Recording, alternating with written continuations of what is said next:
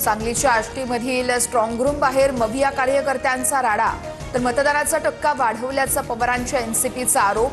कार्यकर्ते आक्रमक झाल्यानंतर आमदार जयंत पाटीलही घटनास्थळी।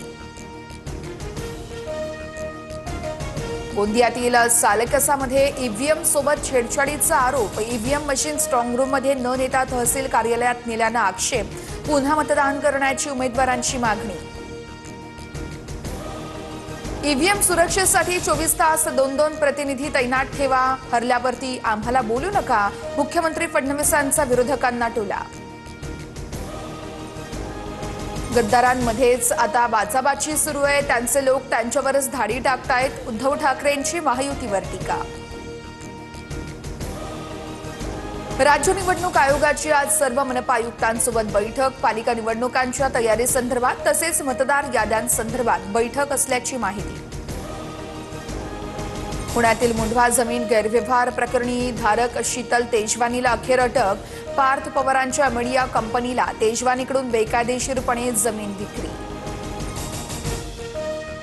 सोमवार आणि मंगळवारी मुंबईतील 17 प्रशासकीय विभागांमध्ये 15% पाणी कपात। भांडूप जलशुद्धीकरण केंद्राला पाणी पुरवठा करणाऱ्या जलवाहिनीचं काम हाती घेतल्यानं पाणी कपात। पुणे ते प्रयागराज रेल्वेच्या 3 फेऱ्यात वाढ। प्रवाशांची होणारी गर्दी लक्षात घेता रेल्वे प्रशासनाचा निर्णय। आज आणि उद्या गाडी पुण्यातून सुटणार। महाराष्ट्रामध्ये पोलीस दलात 15,631 पदांसाठी भरती जाहीर। पोलीस शिपाई भरतीमध्ये अर्ज करण्यासाठी मुदतवाढ। उमेदवारांना 7 डिसेंबरपर्यंत अर्ज करता येणार।